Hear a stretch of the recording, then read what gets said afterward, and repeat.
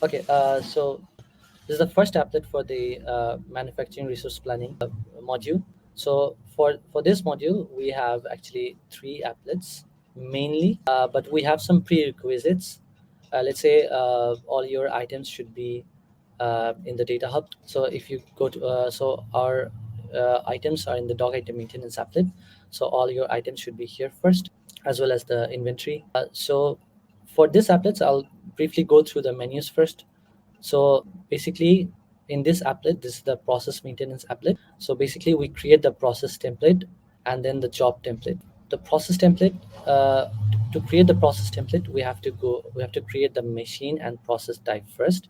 So if you go to the machine, then we have all the machines you need to create one process template and all the process types.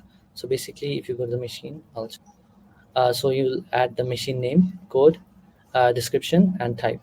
So for type, we have the production machine and the packing machine. Okay. So for the production machine, we'll use the production type, and packing, we have a different module for this. Okay. For the process type, same. So in order to create the process type, you'll have the name, code, description, and the sequence. So in which sequence the item should be produced, that sequence. And here we have the independent process. This will exclude in the process instance and the other types as well. So you'll fill it up and create. And after you're done adding the machine and process type, you can go to the process template. Okay. In order to create the process template, basically, I'll go to the tabs first. So you have the in the main. So in the main, you have the process template name, the process type. This process type is basically coming from this process type menu. So all your process types are here, and also the description. You have the output items and input items. So these are the items that you previously added. So these are the prerequisites that you have to add. So how to add? So you can just click on this.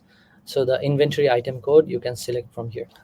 So you have this menu to select your inventory code, and then after you have selected any of this code, then you have the ratio and description. You can add, and then also the input items.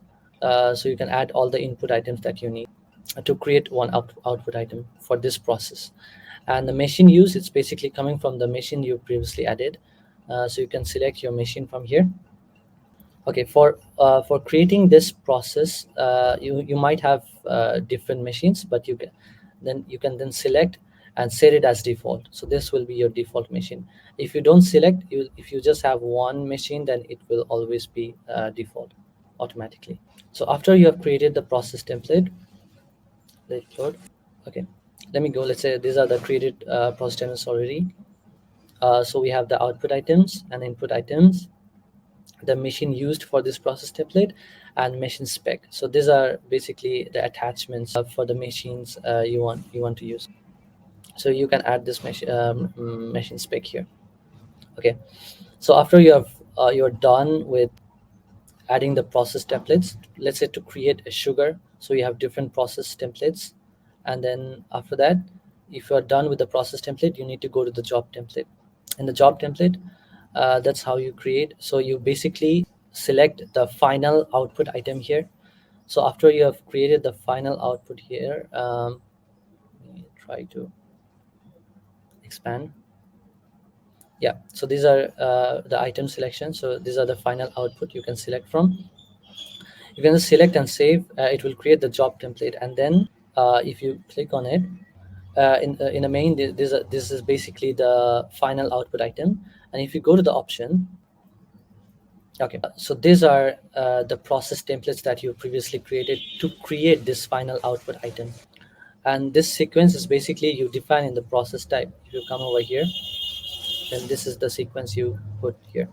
So this is, if you come over here again, okay. So there might be multiple options here. So that's how the listing works.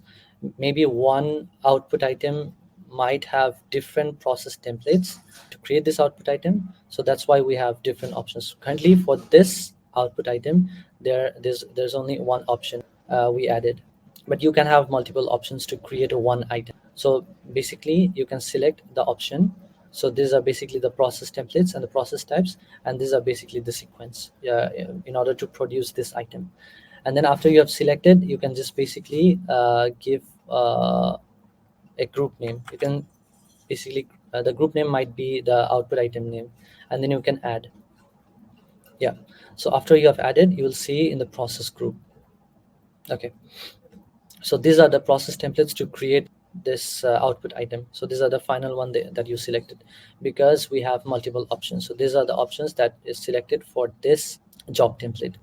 For the rest of the stuff, we'll go to the other applets as well. Production planning. So next we have the production planning applet. We'll go through next. Thank you.